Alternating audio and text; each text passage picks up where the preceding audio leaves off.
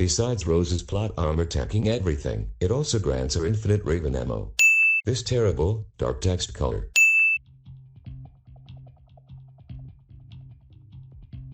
If you actually waited for half an hour like I did, the option never starts. Convenient, unattended radio is convenient. In the entry point universe, every computer is left unlocked and open to the public. If the option here actually used an encryption key this week, it's a miracle how the data on the laptop hasn't been hacked yet. Looks like we have more shenanigans from the main missions, where nobody seems to care about the wide open vault. Can't believe I forgot to say this, but where do all of the people in the kill house come from? Wasn't a Warehousean had a bug cloning machine off screen? Will the real Slim Shady please stand up? You can somehow continue a speech when you dart off the stage halfway.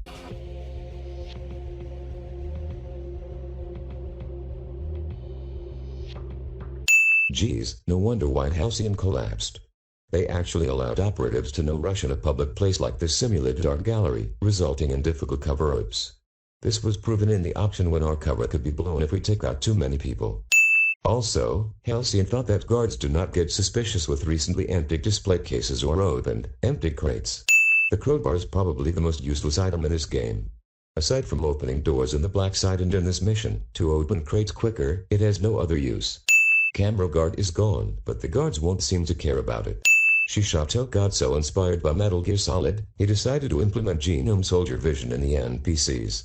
This bank claims to have improved security when there is a door placed right at this office, which only exists for gameplay purposes and makes no logical sense why it's present there. Also, the so-called improved security involves doors without their sensors this time.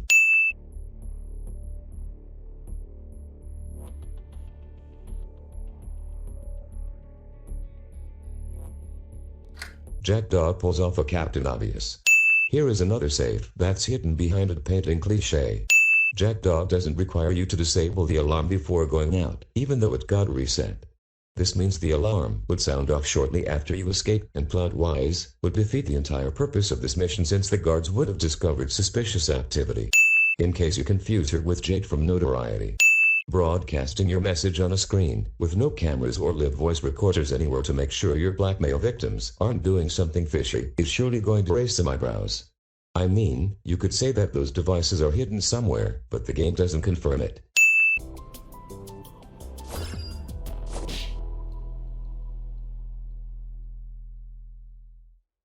I guess Harvey is used as a scapegoat for all the rejected dialogue in this game.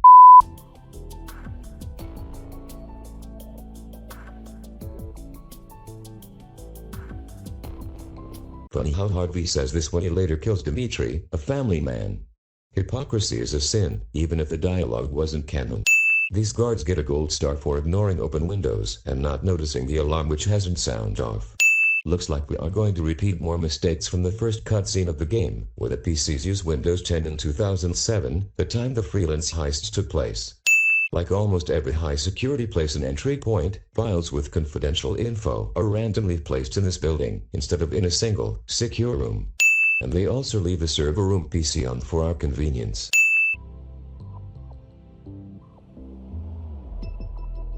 Welcome to Roblox CinemaSins Jade, for now. Civilians somehow won't notice whatever happening in the garage. For the purposes of this game, the police captain's office, which is filled with crucial information, won't have many cameras in it. It seems that incompetence, like this random radio lying around, is the main reason why plenty of missions seem possible. Also, the phone has a ringing sound effect in the game. Wonder why it wasn't present in the deposit so that newcomers playing would pay attention to it.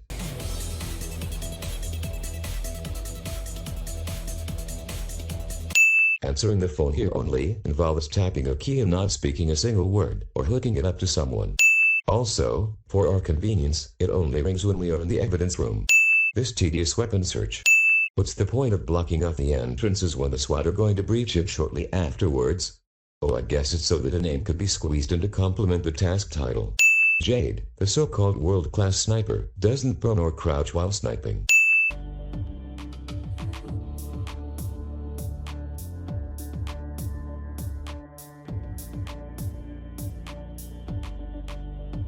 Mention in a character's family before some high-risk act guarantee said character is going to die later. Unsettle foreshadowing.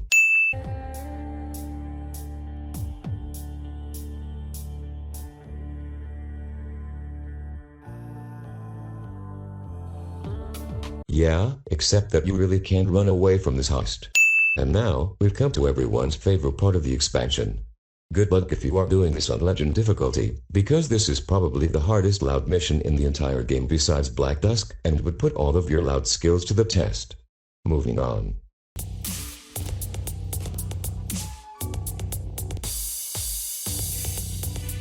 You are right, Harvey. The gold won't tally up to 20 million bucks unless there were 3 gold trucks present, therefore doing the mission solo or duo won't make sense context-wise, since you get less than 3 trucks in that case. Jake manages to shoot the gold trucks to stop them with ease, but will somehow take some time to kill a single, much slower, SWAT member.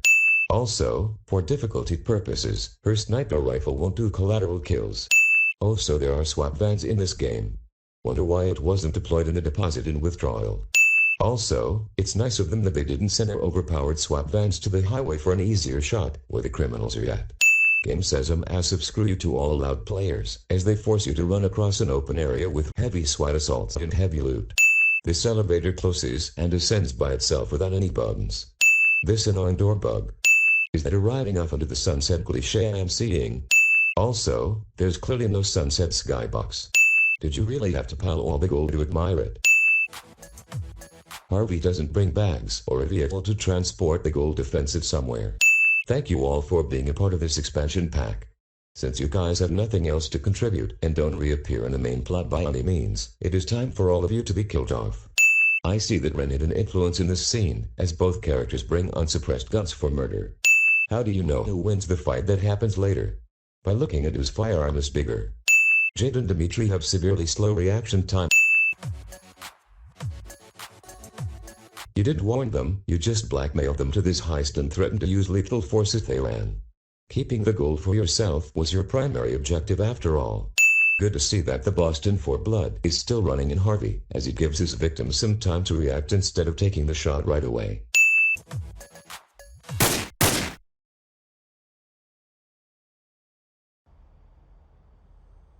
Oh, come on. A black screen to block out the action. It would have made more sense if we could actually see the freelancer disarm Harvey instead of relying on this gimmicky nonsense. In the end, it doesn't even matter, as this game recycles the jackdaw kills the director scene. Can't believe I included that lyric in my previous video. If you choose to kill Harvey, you get to witness the mentor character that eventually dies cliché.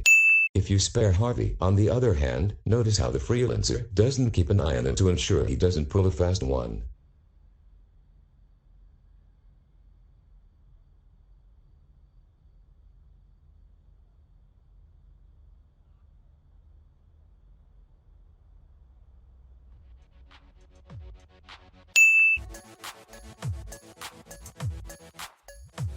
Haha, Black Dusk memories where our character dies in the end. Ah ha ha ha, how cute. Just when I was about to finish editing this video, another cutscene was released, depicting what happened 4 years later.